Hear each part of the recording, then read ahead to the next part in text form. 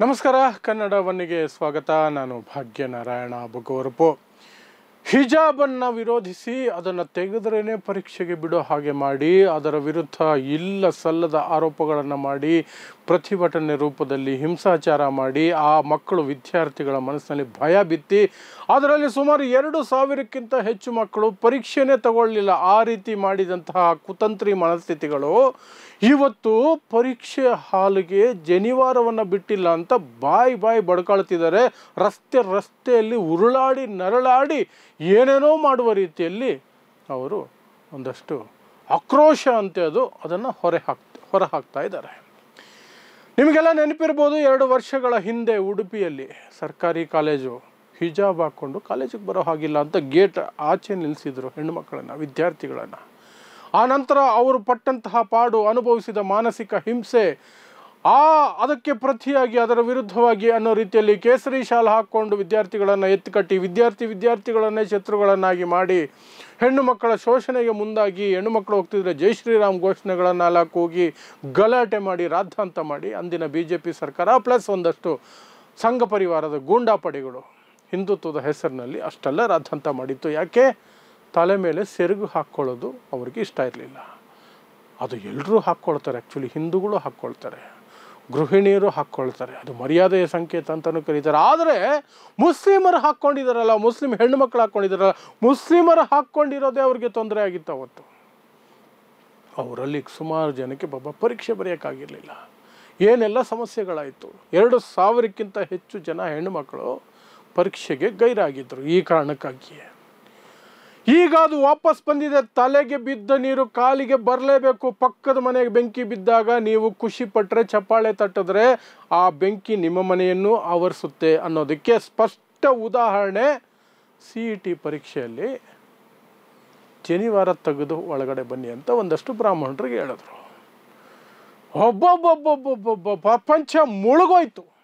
ಪ್ರಪಂಚ ಮುಳುಗೋಯ್ತು ಅನ್ನೋ ರೀತಿಯಲ್ಲಿ ಆಡಿದ್ದೇವರು ಶಿವಮೊಗ್ಗದಲ್ಲಿ ನಡೆದ ಈ ಘಟನೆಗೆ. ಆದರೆ ಈ ಹೇಡಿ ಸರ್ಕಾರ ನೋಡಿ, ಎಂತಹ ಹೇಡಿ ಸರ್ಕಾರ ಇದು. ಸಿದ್ದರಾಮಯ್ಯನವರ ಹೇಡಿ ಸರ್ಕಾರ. ತಕ್ಷಣ ಸ್ಪಂದನೆ ಅಂತೆ. ಏನೋ ಜನಿವಾರ ತೆಗೆಸಿದ್ದು ತಲೆ ತೆಗೆಸ್ದಂಗೆ ಆಗ್ಬಿಡ್ತು ಇವ್ರಿಗೆ. ಹಿಜಾಬ್ ತೆಗೆಸಿದಾಗ ಖುಷಿ ಪಟ್ಟಿದ್ದಂತಹ ಅದೇ ಮೃಗೀಯ ಮನಸ್ಥಿತಿಗಳಿಗೆ ಆ ನೋವು ಅರ್ಥ ಆಯ್ತು ಇವತ್ತು ಅಂತ ಅನ್ಕೊಂಡ್ರೆ ಇಲ್ಲ, ಅವುಗಳಿಗೆ ಆ ನೋವು ಅರ್ಥ ಆಗಲ್ಲ. ಅದೇ ಕಂತ್ರಿ ಮನಸ್ಥಿತಿಯಲ್ಲೇ ಇರ್ತವೆ. ನಾಳೆ ಹಿಜಾಬನ್ನು ಮತ್ತೆ ವಿರೋಧಿಸ್ತವೆ. ಆದರೆ ಇವ್ರಿಗೆ ಮಾತ್ರ ಆಗಬಾರ್ದು. ಇವ್ರು ಇಷ್ಟ ಬಂದಂಗೆ ಬದುಕಬೇಕು. ಅದು ಏನು ಬ್ರಾಹ್ಮಣ ಸಮುದಾಯ, ಅದು ಏನು ಜನಿವಾರ ಈ ದೇಶದಲ್ಲಿರುವ ಎಲ್ಲ ಅಸಮಾನತೆಗಳ ಸಂಕೇತ. ನಾನು ಹೇಳ್ತಾ ಇದ್ದೀನಿ, ಅಸಮಾನತೆಗಳ ಸಂಕೇತ ಅದು. ಜನಿವಾರದ ಆಧಾರದ ಮೇಲೇ ಪಂಕ್ತಿ ಭೇದ ನಡೆಯೋದು, ಜನಿವಾರದ ಆಧಾರದ ಮೇಲೆ ದೇವಸ್ಥಾನ ಪ್ರವೇಶದಲ್ಲಿ ಭೇದ ನಡೆಯೋದು, ಜನಿವಾರದ ಆಧಾರದ ಮೇಲೆ ಸಾಕಷ್ಟು ಕಡೆ ಭೇದ ನಡೆಯೋದು, ಅವಮಾನ ಆಗೋದು, ದಲಿತರಿಗೆ ಅಸ್ಪೃಶ್ಯತೆ ಆಚರಣೆ ಆಗೋದು, ಎಲ್ಲವಕ್ಕೂ ಕೂಡ ಜನಿವಾರ ಒಂದು ಸಂಕೇತ. ಅಂತಹ ಜನಿವಾರವನ್ನು ತೆಗೆಸಿದ್ದಕ್ಕೆ ಇಷ್ಟು ಸಿಟ್ಟು, ಆಕ್ರೋಶ ಅಂತೆ. ಬ್ರಾಹ್ಮಣ ಮಹಾಸಭಾ ಆಕ್ರೋಶ ಅಂತೆ.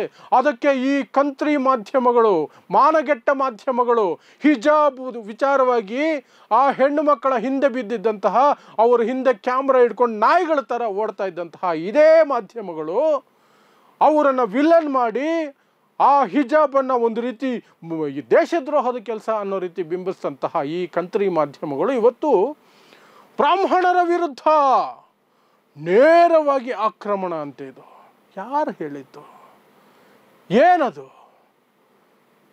ಎಂತಹ ನಾನ್ಸೆನ್ಸ್ ಪರಿಸ್ಥಿತಿ, ಎಂತಹ ನಾನ್ಸೆನ್ಸ್ ಇದು. ಜನಿವಾರ ತೆಗೆಸಿದ್ದಕ್ಕೆ ಅಷ್ಟು ಸಿಟ್ಟಾಗೋದಾದರೆ ಹಿಜಾಬ್ ತೆಗೆಸಿದ್ದಕ್ಕೆ ಅವರು ಸಿಟ್ಟಾಗಬೇಕಿತ್ತು. ನೀವು ಅವತ್ತು ಹೇಳಬೇಕಾಗಿತ್ತು, ಹಿಜಾಬ್ ಇದ್ರೆ ಏನ್ರಿ ನಿಮಗೆ ನೋವು ಅಂತ. ಅವತ್ತು ಹೇಳಿಲ್ಲ, ಇವತ್ತು ಹೇಳಲ್ಲ. ಯಾಕಂದರೆ ನೀವು ಹೊಟ್ಟೆಗೆ ಅನ್ನ ತಿನ್ನಲ್ಲ ಮಾಧ್ಯಮದವರು. ಇಂಥದ್ರಲ್ಲೇ ಗೊತ್ತಾಗುತ್ತೆ ಅವ್ರು ಏನು ತಿಂತಾರೆ ಅಂತ. ಸ್ಪಷ್ಟವಾಗಿ ಗೊತ್ತಾಗುತ್ತೆ. ಆವತ್ತು ಹಿಜಾಬ್ ತೆಗೆಸಿದ್ದು ಸಂವಿಧಾನಾತ್ಮಕವ, ಅದರ ವಿರೋಧಿನ, ಸಂವಿಧಾನ ವಿರೋಧಿನ? ಆವತ್ತು ಸಂವಿಧಾನ ವಿರೋಧಿ ಅದು ಹಿಜಾಬ್ ಅಂದವರಿಗೆ ಮಾತ್ರನೇ ಇವತ್ತು ಜನಿವಾರ ತೆಗೆಸಿದ್ದು ಸಂವಿಧಾನ ವಿರೋಧಿ ಕ್ರಮ ಅಂತ ಹೇಳುವ ಅಧಿಕಾರ, ನೈತಿಕತೆ ಇರುತ್ತೆ. ಆವತ್ತು ಹಿಜಾಬ್ಗೆ ಖುಷಿ ಪಟ್ಟವರು, ಹಿಜಾಬ್ ತೆಗೆಸ್ತಾ ಖುಷಿ ಪಟ್ಟವರು ಇವತ್ತು ಜನಿವಾರ ತೆಗೆಸ್ದಾಗ ಬಾಯಿ ಮುಚ್ಕೊಂಡು ಇರಬೇಕಾಗಿತ್ತು. ಆದರೆ ಏನು ಮಾಡ್ತೀರಿ, ಇಂಥ ಹೇಡಿ ಸರ್ಕಾರ ಇರುತ್ತಲ್ಲ ಅವರನ್ನು ಪುಸಲಾಯಿಸೋಕೆ ನಿಂತಿದ್ದಾರೆ. ಶಿಕ್ಷಣ ಮಂತ್ರಿ ಅಂತೆ ಮಧು ಬಂಗಾರಪ್ಪ, ನಾಚಿಕೆ ಆಗಬೇಕು. ಕ್ರಮ ಕೈಗೊಳ್ತೀವಿ. ಯಾಕ್ರಿ ಕ್ರಮ ಕೈಗೊಳ್ತೀರಿ? ಏನೋ ಆಗಿದೆ ಬಿಡ್ರಿ ನೋಡ್ಕೊಳ್ಳೋಣ, ಅವತ್ತು ಹಿಜಾಬ್ ತೆಗ್ಸಿರ್ಲಿಲ್ವಂತ ಹೇಳೋದು ದಮ್ಮಿಲ್ವಾ ನಿಮಗೆ? ಅದನ್ನು ಹೇಳಿ ತಾನೇ ನೀವು ಚುನಾವಣೆಯಲ್ಲಿ ಮುಸ್ಲಿಮರ ಓಟ್ ಪಡ್ಕೊಂಡಿದ್ದು. ಎಲ್ಲಿ ಹಿಜಾಬ್ ಬ್ಯಾನ್ ವಾಪಸ್ ಎಲ್ಲಿ ತಗೊಂಡ್ರಿ ನೀವು? ಹೇಡಿತನಕ್ಕೂ ಒಂದು ಲಿಮಿಟ್ ಇರುತ್ತೆ. ಈ ಕಾಂಗ್ರೆಸ್ ಸರ್ಕಾರಕ್ಕೆ ಈ ಮಟ್ಟದ ಹೇಡಿತನ, ಚೀ ಚೀ ಚೀ ಚೀ ಚೀ ಚೀ. ಅವರ ಹೇಡಿತನನೇ ಇವರ ಶೋಷಣೆಗೆ ಬಂಡವಾಳ. ಶತಮಾನಗಳಿಂದ ಜನಿವಾರನ ಉಪಯೋಗಿಸ್ಕೊಂಡು ಎಷ್ಟು ಶೋಷಣೆ ನಡೆದಿದೆ ಈ ದೇಶದಲ್ಲಿ, ಅಸ್ಪೃಶ್ಯತೆ ಹೆಸರಿನಲ್ಲಿ, ಜಾತಿ ವ್ಯವಸ್ಥೆ ಹೆಸರಿನಲ್ಲಿ, ವರ್ಣ ವ್ಯವಸ್ಥೆ ಹೆಸರಿನಲ್ಲಿ. ಅದಕ್ಕೆ ಸಣ್ಣದಾಗಿ ತೆಗೆದು ಪಕ್ಕಕ್ಕಿಟ್ಟು ಪರೀಕ್ಷೆ ಬರೀರೋ ಅಂದರೆ ಇಷ್ಟು ಕಿರುಚಾಟ ಅರ್ಚಾಟ. ಅಬ್ಬಬ್ಬಬ್ಬಬ್ಬಬ್ಬ. ಅಸ್ಪೃಶ್ಯರನ್ನು, ದಲಿತರನ್ನು ಶಾಲೆ ಒಳಗಡೆನೂ ಬಿಡದೆ ಹೊರಗಡೆಯಲ್ಲೂ ಕೂರಿಸಿದ್ರಲ್ಲ ಬ್ರಿಟಿಷರ ಟೈಮಲ್ಲೂ ಸಹ. ಅದಕ್ಕಿಂತ ಬ್ರಿಟಿಷರು ಬರೋದಕ್ಕಿಂತ ಮೊದಲಂತೂ ಶಾಲೆಗೆ ಹೋಗೋ ಹಾಗೆ ಇರಲಿಲ್ವಲ್ಲ.